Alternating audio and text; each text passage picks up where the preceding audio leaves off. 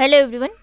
आज के इस वीडियो में हम हिंदी पेडागोजी के क्वेश्चन देखेंगे और ये जो आपका क्वेश्चन पेपर है ये आपका हिंदी लैंग्वेज का ये पेपर फर्स्ट है। तो और ये जो आपका क्वेश्चन पेपर है ये अगस्त 23 में जो पेपर हुए थे ये उसके पेपर है। तो चलिए शुरू करते हैं। शुरू करने से पहले आप वीडियो को लाइक कर शेयर करें। अगर आप चैनल पर नए हैं तो चैनल को सब्सक्राइब जरूर कर लें ताकि आने वाले सारे नोटिफिकेशन आपको मिलते रहे। तो क्वेश्चन नंबर फर्स्ट कहता है, देखते हैं क्वेश्चन नंबर 91 से आपके पेडागोजी के क्वेश्चन शुरू होते हैं।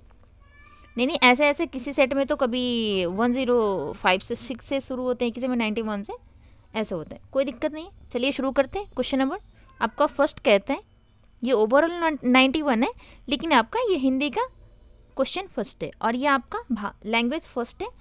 इसी वीडियो में हम लैंग्वेज सेकेंड भी कर लेंगे। तो क्वेश्चन नंबर फर्स्ट कहता है, निम्नलिखित प्रश्नों का उत्तर सही सबसे उपयुक्त विकल्प का चयन करना है। मतलब सबसे सही उपयुक्त विकल्प का चयन इसलिए करना है कि पेडागोजी में कभी कभी क्या होता है ना कि सारे क्वेश्चन सही होते हैं पर उसमें से हमें बेस्ट चुनने होते हैं कि इसमें सबसे ज़्यादा सटीक सबसे ज़्यादा सही कौन से हैं। तो आपका फर्स्ट कहता है, उस युक्ति का चयन कीजिए जो नीचे दिए गए उदाहरण से मेल खाती है। फर्स्ट कहता है, मैं भाषा पर ध्यान केंद्रित रखती हूँ, मैं इस बात का पूरा ध्यान रखती हूँ कि यह सही हो। इसे हम क्या कहते हैं? परभाषा व्यवहार, याद करना, पुनरावृत्ति करना, दोहराना या स्वनिरीक्षण। तो इसका जो सही आंसर हो जाएगा option number 4 is the right answer. इसे हम स्वनिरीक्षण कहेंगे क्योंकि इसमें बच्चा क्या कर रहा है कि मैं भाषा पर ध्यान केंद्रित रखती हूँ और मैं इस बात का पूरा ध्यान रखती हूँ कि यह सही हो, तो उसे हम स्वनिरीक्षण कहेंगे। Option number 4 is the right answer. Next question देखते हैं। ये कहता है, कक्षा सेकंड का विद्यार्थी एक कविता गा रहा है। यह मेरी नाक है, यह मेरी कान है। यह कविता गाते समय वह शरीर के जिस अंग का नाम लेता है उस अंग का स्पर्श भी करता है। अध्यापिका किस विधि का प्रयोग कर उन्हें उन्मुख सिखा रही है? तो फर्स्ट कहता है, विभिन्न दर्शनग्राही, श्रव्य भाषिक, संप्रेषणात्मक भाषा शिक्षण, समग्र भौतिक प्रतिक्रिया। तो इसका जो सही आंसर हो जाएगा option number 4 is the right answer. इसे हम टोटल फिजिकल रिस्पॉन्स कहते हैं इंग्लिश में और हिंदी में समग्र भौतिक प्रतिक्रिया। नेक्स्ट क्वेश्चन देखते हैं। क्वेश्चन नंबर 93 कहता है, विद्यार्थी पिछली इकाई से शब्द लेकर 5 प्रश्नों के उत्तर समूह में देने का काम कर रहे हैं। वे अपने सवालों को दूसरे समूह के साथ अदला बदली करते हैं और सवालों के उत्तर देने की कोशिश करते हैं। यह किसका उदाहरण है? सहपाठी आकलन, स्व आकलन, पृष्ठ पोषण, फीडबैक, पठन आकलन। तो इसका सही आंसर हो जाएगा option number 1 is the right answer. इसे हम सहपाठी आकलन कहेंगे। नेक्स्ट क्वेश्चन देखते हैं। ये कहता है, मुझे यह काम बहुत ही पसंद है जब अध्यापिका मुझे एक कार्ड देती है जिस पर कोई शब्द या वाक्य लिखा होता है। मैं उससे संबंधित अभिनय करती हूँ और समूची कक्षा उस शब्द वाक्य के बारे में अनुमान लगाती है। जो बच्चे की प्राथमिकताओं के साथ बच्चे की टिप्पणी की पहचान कीजिए। तो फर्स्ट कहते हैं, जब मैं गतिबोधक तरीके से संलग्न रहती हूँ तो मुझे भाषा अच्छी तरह से याद रहता है। जब मैं देखती हूँ तो मुझे भाषा अच्छी तरह से याद रहता है। जब मैं सुनती हूँ तो मुझे भाषा अच्छी तरह से याद रहता है। जब मैं कार्ड से वाक्य को याद करती हूँ तो मुझे भाषा अच्छी तरह से याद रहते हैं। तो इसका जो सही आंसर होगा option number 1 is the right answer. जब बच्चा गतिबोधक करके सीखता है और उसमें संलग्न रहता है तो ये एक्टिव लर्निंग हो गया और वो उससे अच्छी तरह से सीख भी लेता है और याद भी रहती है। Option number 1 is the right answer. Question number 95 देखते हैं। ये कहता है, निम्नलिखित कथनों को पढ़िए तथा सही विकल्प का चयन कीजिए। कथन ए कहता है, विद्यालय में प्रवेश करने वाले सभी बच्चे अपनी आयु के अनुसार भाषा के सक्षम प्रयोगकर्ता होते हैं। बिल्कुल सही बात है। तर्क कहता है, भाषिक और सांस्कृतिक विविधता के कारण वे अपनी योग्यताओं का प्रदर्शन नहीं कर पाते हैं। तो बताएं इसका सही आंसर क्या होगा? तो इसका सही आंसर हो जाएगा option number 1 is the right answer. मतलब आपके कथन सही है पर कारण गलत है। किस ऑप्शन में है? तो option number 4 is the right answer. A सही है परंतु आर गलत है।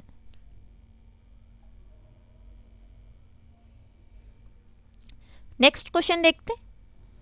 ये कहता है कक्षा 5 का मंजीत अपने अध्यापक से अलग शैली में बात करता है, अपने मित्रों से कुछ अलग तरीके से और 1-2 वर्षीय बच्चों से कुछ अलग तरह से बात करता है।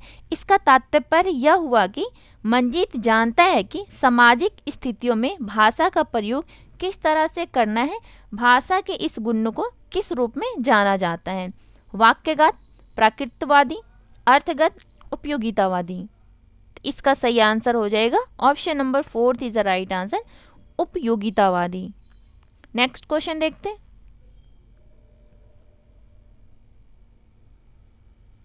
ये कहता है एक माँ ने इस बात की ओर ध्यान दिया कि उसकी बच्ची कभी कभी ऐसे शब्द बोल जाती है जो ना तो उसने कभी किसी वयस्क से सुने हैं और ना ही अपने भाई बहन से सुने हैं।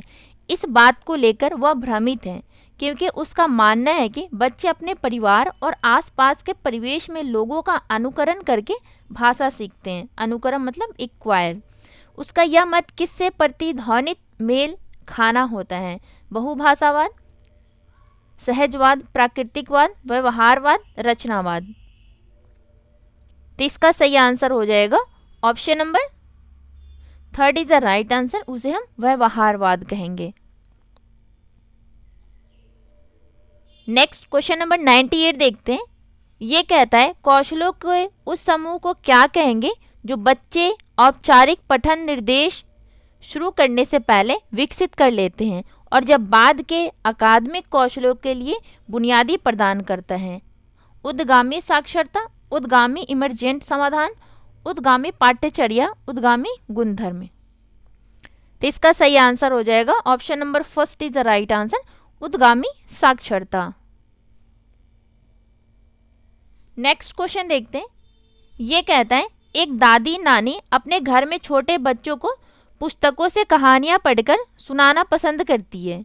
इस तरह से वह उन्हें पुस्तकों व नए विचारों से परिचित करवाती है और बच्चे भी इस प्रक्रिया में सक्रिय रूप से संलग्न रहते हैं। इस तकनीक को किस रूप में जाना जाता है? ससवार पठन, मॉडल पठन, साझा पठन, संभाषिक पठन।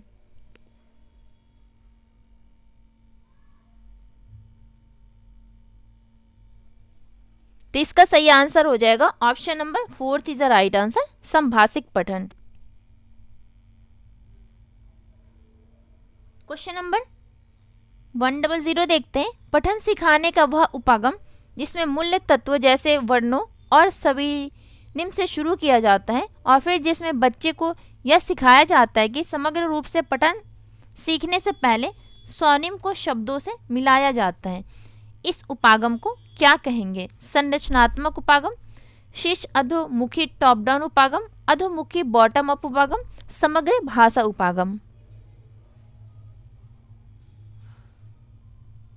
तो इसका सही आंसर हो जाएगा option number 3 is the right answer, अधोमुखी बॉटम अप उपागम। नेक्स्ट क्वेश्चन देखते हैं। ये कहता है निम्नलिखित कथनों को पढ़िए तथा सही विकल्प का चयन कीजिए। अभी कथन ए कहता है ध्वन्यात्मक वर्तनी के प्रयोग से सही वर्तनी लिखना सीखने की योग्यता मंद पड़ जाती है। तर्क कहता है जब बच्चे पारंपरिक वर्तनी के स्थान पर अपनी आविष्कृत वर्तनी का उपयोग करते हैं तब यह सही वर्तनी लिखने की उनकी योग्यता को मंद नहीं करती है। तो बताएं इसका सही आंसर क्या होगा? तो इसका जो सही आंसर होगा आपका ध्वन्यात्मक जो वर्तनी के प्रयोग से सही वर्तनी लिखना सीखने की योग्यता मंद पड़ जाती, तो आपका कथन तो गलत है। तर्क कहता है जब बच्चे पारंपरिक वर्तनी के स्थान पर अपनी आविष्कृत वर्तनी का उपयोग करते हैं तब यह सही वर्तनी लिखने की उनकी योग्यता मंद नहीं करती। तो इसका जो सही आंसर हो जाएगा ऑप्शन नंबर, आपका कथन गलत है पर कारण सही है। किस ऑप्शन में है? तो 1 is the right answer. Next question देखते हैं। ये कहता है नई भाषा सीखते समय बहुत से विद्यार्थी बच्चे जो होते हैं भाषा के अद्वितीय उच्चारण संबंधी नियमों के कारण भाषा बोलते समय प्रायः आत्मविश्वास की कमी का सामना करते हैं। इस समस्या को दूर करने का तरीका क्या है? जब जब उन्हें समस्या आए उनकी गलती में सुधार किया जाए। बच्चे कक्षा में सस्वर वाचन करें। कक्षा में ऐसे खेलों जैसे गतिविधियों का उपयोग किया जाए जिसमें मौखिक अंतःक्रियाएं अधिक है। काउंसलर के साथ विशेष वाक्य थेरेपी सत्र आयोजित किए जाएं और ड्रिल के माध्यम से अभ्यास किए जाएं। इसका जो सही आंसर हो जाएगा option number 3 is the right answer. जो क्लासरूम में ऐसे खेलों जैसी गतिविधियों का उपयोग किया जाए जिसमें मौखिक अंतःक्रियाएं अधिक हैं। नेक्स्ट क्वेश्चन देखते हैं। ये कहता है क्लास 3 के अध्यापिका ने अपने बच्चों को नई शब्दावली से परिचित करवा रही है। निम्नलिखित में से कौन सी शब्दावली सिखाने का प्रभावशाली तरीका है, मतलब कौन सा तरीका है जो प्रभावशाली है बच्चों के लिए। तो फर्स्ट कहता है अध्यापिका श्याम पट पर मतलब ब्लैक बोर्ड पर शब्द का अर्थ लिखे और शिक्षार्थी उसे याद करने ये कोई प्रभावशाली तरीका तो है नहीं। अध्यापिका शब्दों का विलोम शब्द, ये भी कोई प्रभावशाली तरीका नहीं है। अध्यापिका बच्चों को शब्दों की ठोस परिभाषा बताएं, परिभाषा भी सही नहीं है। अध्यापिका स्थिति विशेष के अनुसार उस शब्द का अर्थ समझाने की कोशिश करे। तो इसका सही आंसर हो जाएगा option number 4 is the right answer. पढ़ने का मतलब यही होता है कि आप उसके अर्थ को समझें। अगर आपको अर्थ नहीं समझ आ रही, उसकी मीनिंग नहीं समझ आ रही, फिर तो पढ़ने का कोई मतलब ही नहीं बनता है। नेक्स्ट क्वेश्चन देखते हैं। भाषा सीखना किससे संबंधित है, मतलब जो लैंग्वेज है वो सीखना किससे संबंधित है। कौशल है, अर्जन है, प्रक्रिया है या उत्पाद है। तो इसका सही आंसर हो जाएगा option number 1 is the right answer. भाषा सीखना एक कौशल है। नेक्स्ट क्वेश्चन देखते हैं। क्वेश्चन नंबर 105 कहता है पठन, जूम कर लेते हैं।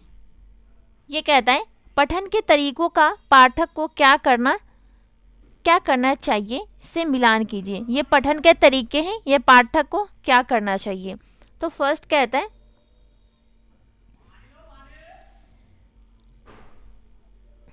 अनुमान, निष्कर्ष निकालना, संदर्भ से जोड़कर अर्थ निकालना, गहन पठन, पाठ्य वस्तु के संयोजन की पहचान। अब इधर क्या कह रहा है, पाठ्य सामग्री किस बारे में है यह जानने के लिए शीर्षक और चित्रों का प्रयोग करना चाहिए। तो ये क्या होगा आपका,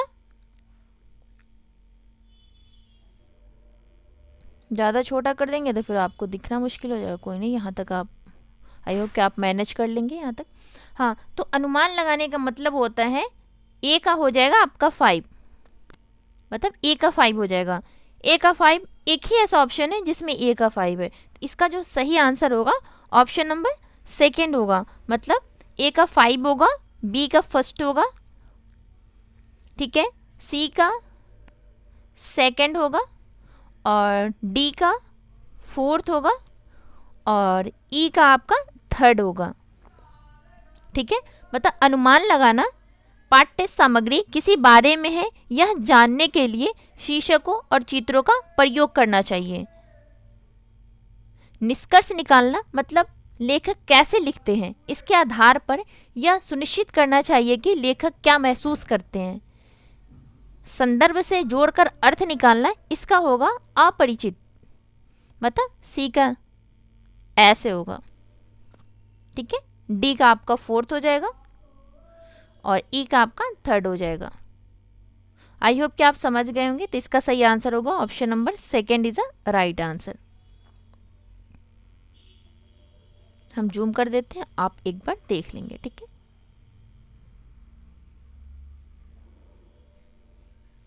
तो इसके कोई लैंग्वेज फर्स्ट के आपके पैडागोजी के कंप्लीट हो गए। अब हम चलते हैं आपके लैंग्वेज सेकंड पे। यहाँ से आपके लैंग्वेज सेकंड शुरू होते हैं। लैंग्वेज सेकंड के क्वेश्चन नंबर 136 से आपके पैडागोजी के क्वेश्चन शुरू होंगे। तो चलिए हम देखते हैं इसको। क्वेश्चन नंबर फर्स्ट से 136 कहता है छोटे बच्चों के लिए पाठ्य योजना बनाते समय जो टीचर है ने समग्र भौतिक प्रतिक्रिया TPR विधि पर ध्यान केंद्रित करने का निर्णय लिया। पाठ्य में समग्र भौतिक प्रतिक्रिया TPR शामिल करने के लिए जो टीचर को निम्नलिखित में से क्या करना चाहिए।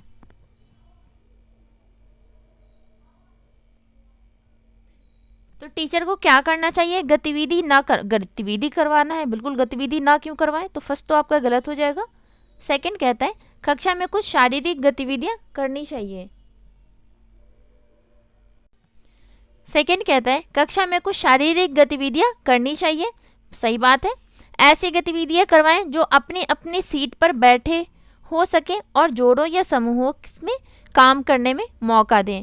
कक्षा में कुछ श्रवण संबंधी गतिविधियां करवाई जाएं। तो इसका जो सही आंसर होगा option number second is the right answer. कक्षा में कुछ शारीरिक गतिविधियां करनी चाहिए। नेक्स्ट क्वेश्चन देखते हैं। ये कहता है व्याकरण सीखने का कौन सा उपागम इस मत को प्रोत्साहित करता है कि भाषा अधिगम नियमों को सीखने से संबंधित है? व्याकरण अनुवाद, निगमनात्मक, आगमनात्मक, संप्रेषणात्मक। तो इसका सही आंसर हो जाएगा option number second is the right answer, निगमनात्मक। नेक्स्ट क्वेश्चन देखते हैं। ये कहता है एक टीचर क्लास 5 के बच्चों को मुक्त लेखन कार्य देने की योजना बना रहा है। अधिकांश अध्यापकों द्वारा निम्नलिखित में से किस बात पर ध्यान केंद्रित करना चाहिए? शिक्षार्थियों की लिखावट, विषय वस्तु की सटीकता, विषय वस्तु की प्रवाह और सटीकता दोनों पर ही ध्यान देने चाहिए। तो इसका सही आंसर हो जाएगा option number third is the right answer, विषय वस्तु में प्रवाहता। नेक्स्ट क्वेश्चन देखते हैं।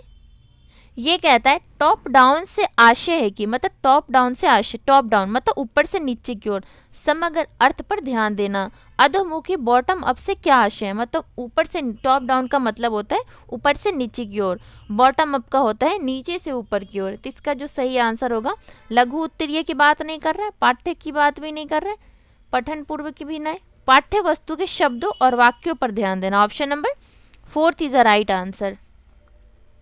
नेक्स्ट क्वेश्चन देखते हैं। ये कहता है भाषा अध्यापक का प्राथमिक दायित्व क्या होना चाहिए? शिक्षार्थियों को निर्देश देना, शिक्षार्थियों की संप्रेषणात्मक आवश्यकता की पहचान करना, शिक्षण के लिए उपयुक्त विषय वस्तु का चयन करना, बच्चों के विभिन्न वर्ग समूह बनाना। तो इसका सही आंसर होगा second is the right answer, शिक्षार्थी की संप्रेषणात्मक आवश्यकता की पहचान करना। नेक्स्ट क्वेश्चन देखते हैं। ये कहता है एक छोटी बच्ची कोई एक पुस्तक उठाती है, उसे सीधी तरफ से पकड़ती है और उसके पृष्ठ पलटती है। इन सब में क्या सम्मिलित है? उद्गामी समाधान कौशल, उद्गामी इमर्जेंट साक्षरता कौशल, उद्गामी पाठ्यचर्या, उद्गामी गुणधर्म। इसका सही आंसर हो जाएगा option number second is the right answer, उद्गामी इमर्जेंट साक्षरता कौशल। क्वेश्चन नंबर 142 कहता है निम्नलिखित कथनों को पढ़िए तथा सही विकल्प का चयन कीजिए। कथन ए कहता है शिक्षार्थी भाषा अर्जित करते हैं क्योंकि वे ऐसा करने के लिए आनुवांशिक रूप से पूर्वानुकूलित होते हैं और ऐसे में परिवेश की कोई भूमिका नहीं होती है। बिल्कुल गलत बात है। हेरिडिटी एंड इन्वायरमेंट दोनों की भूमिका होती है, आनुवांशिक और वातावरण दोनों की भूमिका होती है, इसलिए आपका कथन गलत हो जाएगा। तर्क कहता है अर्जन में शिक्षार्थी केंद्रित कक्षाई परिवेश का बहुत गहरा प्रभाव पड़ता है। तो आपका जो सही आंसर होगा ऑप्शन नंबर ए तो गलत है पर आर सही है। किस ऑप्शन में है? तो first is the right answer. Question number 143 कहता है पठन सिखाने के उस तरीकों को क्या कहा जाता है जिसमें शब्दों के अर्थ को प्रयुक्त संदर्भ के अनुसार समझने पर बल दिया जाता है? संरचनात्मक उपागम, संप्रेषणात्मक उपागम, अधोमुखी बॉटम अप उपागम, समग्र भाषा उपागम। तो इसका सही आंसर हो जाएगा option number fourth is the right answer, समग्र भाषा उपागम। नेक्स्ट क्वेश्चन देखते हैं। भाषा के बारे में चिंतन करने और बात करने की योग्यता को क्या कहेंगे? अधिभाषिक विचार विमर्श योग्यता, ध्वन्यात्मक जागरूकता, निपुण वक्ता, उद्गामी साक्षरता। तो इसका सही आंसर हो जाएगा first is the right answer, अधिभाषिक विचार विमर्श योग्यता। नेक्स्ट क्वेश्चन देखते हैं। ये कहता है एक माँ ने क्लास सेकंड के अध्यापिका से पूछा कि मैंने इस बात पर ध्यान दिया है कि मेरी बच्ची कभी कभी ऐसे शब्द बोल जाती है जो उसने कभी अपने वयस्कों या भाई बहन से नहीं सुने हैं। यह कैसे संभव है? इस प्रश्न का निम्नलिखित में से सबसे उपयुक्त उत्तर क्या है? रचनावादी उपागम के अनुसार बच्चे नई भाषाएं आविष्कृत करते हैं। बच्चे भाषा केवल अपने वयस्कों के अनुकरण से ही सीखते हैं। मनुष्य का मस्तिष्क भाषा सीखने के लिए सहज रूप से अनुकूलित है। बच्चे भाषा तभी सीखते हैं जब हम बच्चे के भाषाई विकास पर पुनर्बलन देते हैं। तो इसका सही आंसर हो जाएगा option number 3 is the right answer. मनुष्य का मस्तिष्क भाषा सीखने के लिए सहज रूप से अनुकूलित है। नेक्स्ट क्वेश्चन देखते हैं। ये कहता है प्रारंभिक साक्षरता का सुसाध्य बनाने के एक युक्ति है जिसमें एक वयस्क और एक बालिका दोनों साथ साथ एक पुस्तक देख रहे हैं। वयस्क प्रश्न पूछता है और आपसी संवाद को प्रोत्साहित करता है। फिर दोनों की भूमिका बदलती है। बालिका वयस्क से प्रश्न पूछती है। युक्ति क्या कहलाती है? कथावाचन, मॉडल पठन, साझा पठन, भाषिक पठन।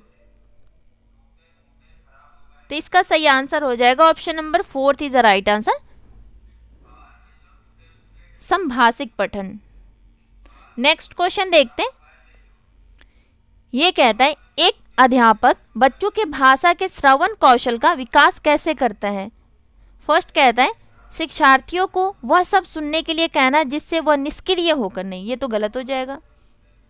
शिक्षार्थियों से कक्षा में और कक्षा के बाहर सतत रूप से बात करके, अन्य भाषिक कौशलों का संबंध किए बिना केवल श्रवण से भी नहीं होगा। शिक्षार्थियों के लिए ऐसे अवसर सृजित करना जिनमें वह तरह तरह के भाषा स्रोतों और लोगों से सुन सके और अन्य श्रवण संबंधी गतिविधियों में संलग्न हो सके। तो इसका सही आंसर हो जाएगा option number 4 is the right answer. Question number 148 देखते हैं। ये कहता है निम्नलिखित कथनों को पढ़िए तथा सही विकल्प का चयन कीजिए। कथन कहता है प्राथमिक स्तर पर भाषा में सटीकता बहुत ही महत्वपूर्ण है। तर्क कहता है व्याकरण प्राथमिक स्तर की पाठ्यचर्या का अभिन्न अंग है। तो इसका सही आंसर हो जाएगा आपका ए तो गलत हो जाएगा पर कारण सही है। कौन सा सही होगा? First is the right answer. A गलत है परंतु आर सही है। क्वेश्चन नंबर 149 देखते हैं। भाषा अधिगम की प्रकृति और शिक्षण शास्त्रीय व्यवस्थाओं में दोनों की अनुप्रयोगिता के बारे में सैद्धांतिक स्थितियों एवं मतों को क्या कह सकते हैं? युक्ति, टेक्निक, पाठ्यक्रम, विषय वस्तु, उपागम। तो इसका सही आंसर हो जाएगा option number 4 is the right answer, उपागम। आज का लास्ट क्वेश्चन नंबर 150 देखते हैं। रचनात्मक मूल्यांकन क्या है? परिवर्तन से संबंधित नहीं है। क्या ये परिवर्तन से संबंधित नहीं है? बिल्कुल है। तो आपका फर्स्ट गलत हो जाएगा। शिक्षण अधिगम प्रक्रिया में क्या हो रहा है? अधिगम में हो रहे विकास और सुधार से संबंधित है। कोर्स में एक पूर्व निर्धारित या विशेष चरण में क्या किया जाता है? तो इसका जो सही आंसर हो जाएगा option number 3 is the right answer. जो रचनात्मक मूल्यांकन है अधिगम में क्या हो रहे हैं विकास और सुधार से संबंधित है। तो इस वीडियो में हमने हिंदी पेडागोजी के language first and language second दोनों के देखे हैं। तो चलिए मिलते हैं आपसे नेक्स्ट वीडियो में। वीडियो को लाइक करें, शेयर करें। चैनल पे नए हैं तो चैनल को सब्सक्राइब जरूर करें ताकि आने वाले सारे नोटिफिकेशन मिलते रहें और जितना हो सके आप प्रैक्टिस जरूर करें।